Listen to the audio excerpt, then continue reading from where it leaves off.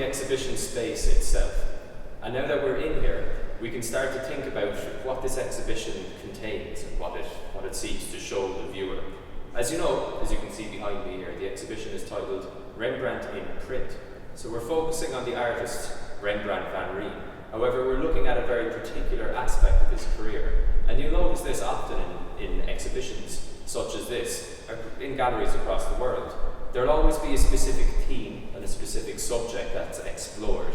And once you know that, and once you appreciate that, you can begin to think about how the exhibition space and how the way the pieces are hung transfers that meaning and that message to the viewer. So Rembrandt, as with most Dutch masters of his period, the 17th century, we call it the Baroque period in Europe, most Dutch masters were very prolific painters, just as Rembrandt was. He's mainly known for his painting. However, what this exhibition shows you is that he was also a very prolific printmaker. And we'll say a little bit more about the process of printmaking and what these objects actually are in just a few minutes.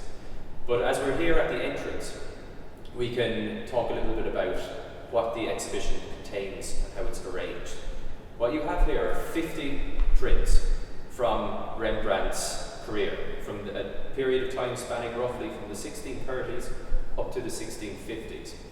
These 50 prints are on loan from the Ashmolean Museum in Oxford, and they detail the artist's piercing observation of everyday life, of narrative subjects, and of individuals, including even himself.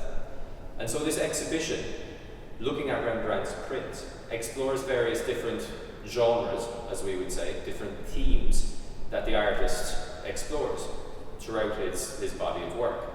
And this exhibition arranges the prints according to these various different themes.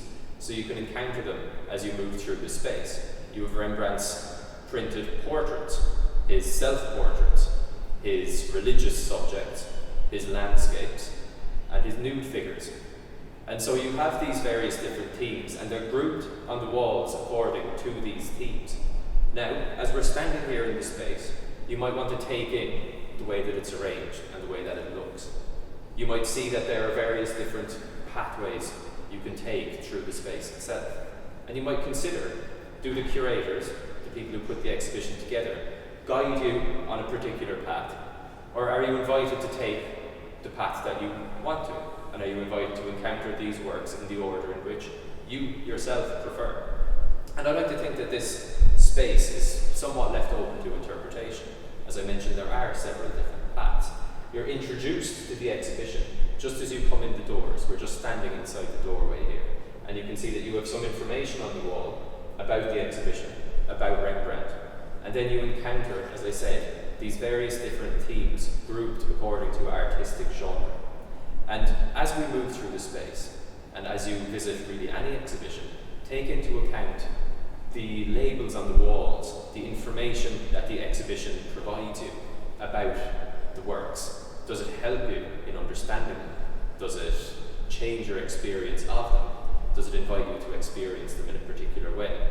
These are all questions that we'll tease out as we move through the exhibition. So here we are standing amongst Rembrandt's self-portraits, and it might be important to think that this is one of the first aspects of the exhibition that you encounter as you enter the space. And you might wonder, does that help you understand the exhibition any better? Is it deliberate maybe that one of the first parts of the exhibition that you see are representations of the artist himself? Does it help you to see the artist as he viewed himself before you see his works? Does it explain the works any better? These are questions that you might ask yourself as you move through. However, we're focusing on one particular self-portrait, and it's this one here on my left. It's Rembrandt's self-portrait with his wife, Saskia, and it's the earliest of his engraved self-portraits, where he depicts him and his wife. It's a particularly useful piece in order to see the level of detail that Rembrandt is able to work up through the etching process. But before we look in detail at the piece itself, let's consider how it's displayed to the viewer. You can see that it's contrasted very nicely with a really deep, rich colour on the wall. and this helps to bring out the rather pale colour of the page and the frame that it's contained within. So all of these things contribute to how you view the work and how you can understand it and even isolate it. You'll notice as well that, as with other works in this exhibition, it's accompanied by a label that gives you information about the artist, about the name of the work, when it was made, what medium it's made, and then some information about how it's made, what it depicts. All these things that contribute to your understanding of the image. And so bear that in mind, how the writing, as it said, on the wall, contributes to your understanding of the image and how it invites you to engage on a more knowledgeable, maybe even on a more personal level with the piece. And these are all done very carefully in exhibitions such as this. It's also displayed at eye level, and this is particularly important for Rembrandt's etchings because they're very, very small. As you can see here next to me, this self-portrait is minuscule. And the fact that they're displayed at a level that is inviting and that facilitates the viewer's own height, it allows you to come really close, to look at the individual details, and to explore all of the various different strokes that Rembrandt includes, the way that he builds up the character of the subject. In this case, the subject is, of course, himself and his wife. So if we come a little closer and we view the very details of this image, we can tease out some of the techniques that Rembrandt uses. You can see that the lines are very carefully, individually rendered, and the etching process itself aids this level of detail. The lines are so fine that he can extract single hairs if he wants to, or he can group them together, bunch the lines together to create areas of shadow to contrast with areas of light, where there are less lines etched into the plate. In this case, Rembrandt is using that level of detail and he's exploiting it to his advantage, because here, of course, he's showing us something that is very familiar to him, and that's his own image, something that he has obviously a lot of knowledge about, as we all do, about our own image. And you can think about that level of intimacy that the artist would have with their own image, and then you can understand how the level of detail helps the artist to explore that. You can see that he positions himself up to the foreground of the image so that he's closer to the viewer, and he positions his wife slightly further back in the background. And actually, in this way, this is quite an unusual self-portrait of the artist and his wife. Very often you'd see them close together, sharing maybe an intimate moment, touching, embracing maybe. But in this case, Rembrandt is shown as the artist who's sitting at a table, who might even be drawing, and he relegates his wife to the background. Now, you might also take advantage of the opportunity and the level of detail that Rembrandt includes to think about how he differentiates between the foreground and the background. On a flat piece of pale coloured paper, this might be difficult to do. However, you can see that Rembrandt opens up those lines ever so slightly when he's drawing Saskia, and they become more densely interlocked as he moves to the foreground. And so what he's essentially doing is he's allowing the colour to sort of fade away as he moves into the background, as he moves towards Saskia, in order to show that she is further away from the picture plane. And he allows the differentiation between light and shade to become more dramatic as he moves to the foreground, in order to maybe enhance the idea that he's really projecting forward, almost even, you could say, out of the picture plane. So we're now standing amongst Rembrandt's religious scenes, and we're going to focus on this particular work on my left-hand side here. It's called The Descent from the Cross, and it's one of Rembrandt's most dramatic religious scenes. It's one in which he really explores the dramatic difference between light and shade, which is a quintessential character of his work. Now, before we actually look at the individual aspects of the scene itself, I want to draw your attention to how this appears on the wall, how the image is hung, and how this aids your interpretation of it and your experience of it. You'll notice, first of all, that we have labels that accompany all of these individual works, so that you can gain some insight into the narrative that's taking place, and you can gain some insight into Rembrandt's creative process in each of the individual works. So think about how that aids your interpretation, how that contributes to your experience of the exhibition. Does it help to be able to gain individual insight into each of the works? Does it allow you to understand them better? And does it allow you to enter into the narrative and interpret what you're seeing that little bit easier? So this work, as I mentioned, is an extremely dramatic religious work. It depicts the moment when Christ is taken down from the cross.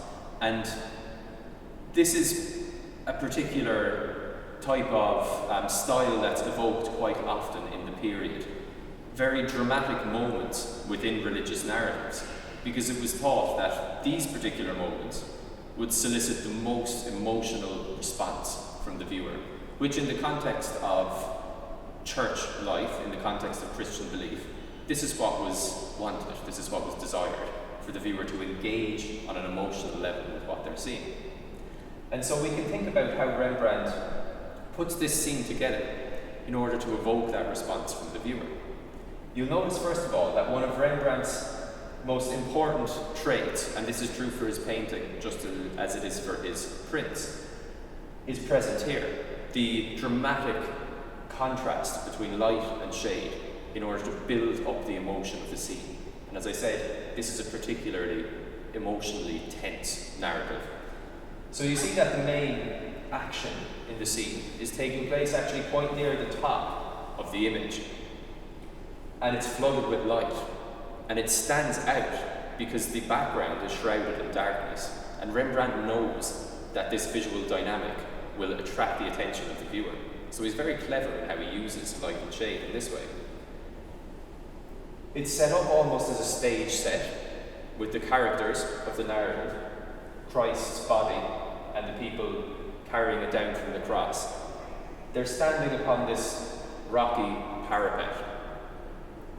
And there's a very strong downward motion in the piece, where Rembrandt uses very long, flowing lines when he's drawing out, when he's engraving and etching out that piece of linen cloth.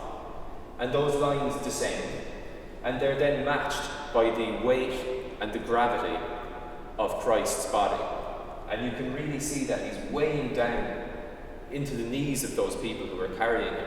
Again, Rembrandt is using all the tools at his disposal to draw your eye down and to make the force of that image exert downwards according to gravity. It's very realistic in this way too. And what Rembrandt is trying to do is he's inviting you to follow the narrative in the direction in which it unfolds. Starting at the top, at the cross, it moves downwards to where Christ's body is situated, roughly around the centre of the image, but then it continues downwards to that funeral shroud that's laid on the ground below. And so we get the sense that all the weight of that narrative, all the movement is moving downwards, and that our eye is being invited through Rembrandt's technique to follow the narrative in that direction. And this is a very good example of just the level of detail and careful attention to narrative and character that Rembrandt places into his engravings. And the actual medium of the engraving itself lends itself to this level of detail. But you can really get a sense of Rembrandt's efforts in that regard when you can see just the depth of the darkness in the background, the way the lines converge so closely together to appear almost black, and the way that he then opens them up as he comes into the foreground in order to shed light on those images at the front. So we've moved now to the back of the exhibition space, and here we're standing in the print studio, which helps you to understand Rembrandt's own creative process and practical process when he was making the print works that you can see in the main exhibition. This print studio was put together in collaboration with Cork printmakers, which supports contemporary artists in the art of printmaking. So it's very interesting to be able to experience Rembrandt's works, which can often seem, maybe quite remote because they are very old. But then to be able to come into this print studio and to see that this process is something that still exists, that's still being developed, and that's still in contemporary artists' practice, even locally here in Cork. And so this whole area is designed to give insight into how these objects are made and to help you to understand how this is a creative process, how this is a practical process that has existed and continues to exist into the present day. So now we're standing in front of a contemporary piece of print work, and this is by Deirdre McKenna, who works out of Cork printmakers. And this is teamed up here with some objects that give insight into the actual process of making a print like this. Now, as you'll be able to see, hopefully, this is quite similar in style and in approach to Rembrandt's work, and so you can get an insight into the continuation throughout this long period of this actual process and what goes into it. It's interesting to be able to examine how these prints are made, because we're familiar with things like sculpture, we're familiar with the process of painting, and very often it's something that we do ourselves. However, etching and printmaking can be something that's a little bit remote, and maybe not everybody understands exactly how it's done. And this is what this area of the exhibition tries to show you. So, a print such as this would be made starting off with a metal plate, usually a copper plate. This would be treated and covered with a layer of acid-resistant wax. And so it's actually into that wax that the etching process is carried out, with a series of sharp instruments with very fine points in order to get that level of detail. The picture is incised into that wax, and so you get the individual lines carved into the outside of that metal plate. That metal plate is then submerged in acid, and remember that wax is acid resistant, and so the acid bites into the exposed copper that you've etched out, that you've drawn into the wax using your sharp instrument. When the wax is then removed, you're left with those lines that have been incised using the acid. That plate is then covered with a wash of ink. It's placed into a printing press with a sheet of paper, and pressure is exerted on it in order to print the image onto the piece of paper. And the result you get is the result of all of those individual lines that you've etched into the wax and into the copper plate. And here is the result. And I think it's particularly interesting to be able to see a contemporary piece of work, in this case, as I said, by Deirdre McKenna, alongside those of Rembrandt. And you're able to see the continuity in that process between something that was taking place in the 17th century and something that's still unfolding today in contemporary artistic practice.